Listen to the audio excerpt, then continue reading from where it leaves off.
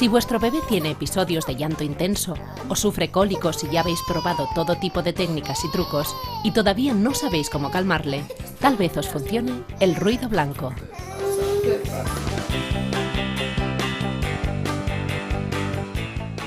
El ruido blanco es una señal de sonido que a baja intensidad puede favorecer la relajación y el sueño.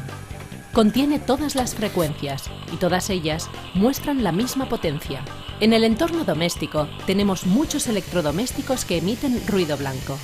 La lavadora, la aspiradora, una radio o televisión de señal analógica desintonizada, un secador de pelo. Y parece ser que este ruido a los bebés les recuerda los sonidos un tanto caóticos también que escuchaban en el vientre de su mamá, el latido del corazón, la circulación de la sangre, la respiración. Por ello, este ruido constante les calma y se sienten reconfortados. Además, es un sonido monótono que enmascara los ruidos repentinos e intensos que pueden asustar o despertar al bebé. Por suerte, hay tiendas que venden discos compactos o tiendas online donde se pueden descargar diferentes sintonías de ruido blanco y así podemos evitar el gasto energético que supondría dormir a nuestro bebé con electrodomésticos.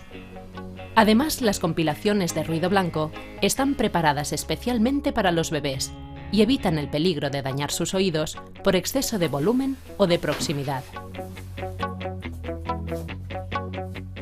Si el ruido blanco creéis que puede funcionar, no olvidéis crear un clima favorable y unos buenos hábitos para el descanso del bebé. Poned un CD en su habitación, no demasiado cerca de su cuna y con el volumen justo para que esconda los ruidos externos. Bajad la intensidad de la luz y arropadle bien.